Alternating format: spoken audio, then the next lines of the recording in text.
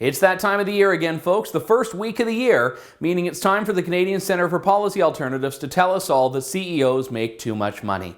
Like clockwork, the Centre for Policy Alternatives annual report on CEO salaries came out on January 3rd, the first working day of the year, saying that on that day, Canada's top 100 CEOs would make more by 11:47 a.m. than the average Canadian makes for the duration of the year. Now, the average annual salary that the report talks about is about $49,000 a year for Canada. And when you look at the top 100 CEOs that they put in the poll, they were actually saying that the average salary in that year was $9 million. Now, this includes stock options, bonuses, all of these other things that come along with, quite frankly, doing a necessary job that most people in Canada couldn't do. It's not an average job. It's not average work. It requires people that are educated, exceptional in their field, and do they get it wrong? Absolutely. And you know what happens when they do? They get turfed.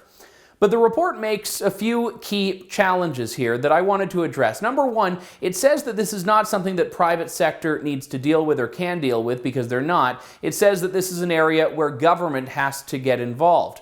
It says this in the early pages of the report, as a matter of fact. It falls on government to find a solution. And sadly, some members of Canada's government seem to think that this is actually a worthwhile endeavor. One New Democratic Party MP, Aaron Weir, tweeted out his support for this, saying that the Canadian government does need to get involved.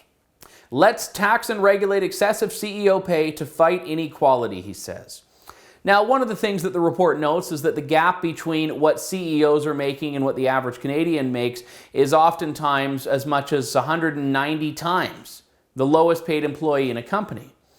But here's the thing. Anyone that talks about wanting to regulate these salaries, anyone that talks about wanting to cap these salaries is forgetting a few fundamental economic principles here, namely that they're just going to go elsewhere if they're not able to be compensated the way they deserve. And secondly, that they do actually deserve a great deal of what they're getting. And I know this may be hard to reconcile when you're talking about people that are taking home more zeros than a lot of us are seeing in our lifetime. But let's look at the top of the list, for example. Michael Pearson, former CEO of Valiant Chemicals, who was the son of a Bell Canada employee who designed phone line equipment and systems. Not exactly someone who was born with a silver spoon in his mouth, but grew up, went to get a Bachelor of Science in Engineering, and eventually an MBA. Now, his salary on the list was one that was far above what most people on the list were making, even of the top 100 CEOs.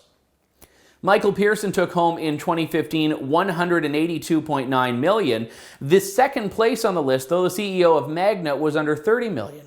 So how accurate is this average when there is a gap of $160 million between number one and number two? And for that matter, when we're looking at the top 100 CEOs, how can we compare 100 people who are extreme examples with an average that's been deduced by looking at the general population in Canada? Just imagine if we compare the average Canadian salary, $49,000, with the lowest 100 paid people in the country, who all, of course, make $0 a year. Well, then us who are in that average $49,000 category have made more by hour one of our workday than these people will in their entire year.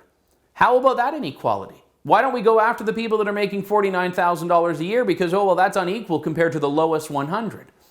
This is just pointing out the absurdity of developing some metric based on the most extreme examples, the top 100 paid CEOs. Now, one of the interesting things as well is that a lot of these CEOs actually live in Florida, where the cost of living is a lot higher, or in other states, than it is in Canada. And when we delve even further into this, what we see underscoring this is nothing short of greed. It's nothing short of greed. The left loves to focus on the gap between the richest and the poorest, instead of looking at overall wealth and overall well-being. As a matter of fact, look at what the Right Honourable Margaret Thatcher had to say about this years ago in the British House of Commons. But what the Honourable Member is saying is that he would rather the poor were poorer, provided the rich were less rich. That way you will never create the wealth for better social services as we have. And what a policy! Yes, he would rather have the poor poorer, provided the rich were less rich. That is a Liberal policy. Yes, it came out, he didn't intend it to. The fact is, there are a great many factors that go into why someone becomes wealthy, why someone becomes a CEO. Education is one of them, class is another. Is it going to be more difficult for some people to rise up out of poverty and take on that responsibility in their lives? Absolutely. But is it impossible? No. And what these CEO salaries tell us is that we have a free market, a free society, and a capitalist society where people can achieve wealth. Remember, those of us who believe that CEO salaries should be capped, those in Canada that believe that, only believe that wealth should be the responsibility of the government to redistribute it when they don't have it. Once people have it, it's amazing how things start to change a little bit. Wouldn't you prefer to live in a country where people have the ability to seek that without fear of government taking more of it? In fact, the Policy Alternatives Center, which put out this report, actually said we need a new income tax bracket to deal with the uber wealthy. This comes, of course, the year that Justin Trudeau has already put in a new income tax bracket, a top bracket of 33%, and that's just federal taxes, by the way, for those with salaries over $200,000. We might want to look at all of the money that these people are making, but if you're bringing in $183 million a year, as Michael Valiant did in 2015, imagine how many taxes you're paying.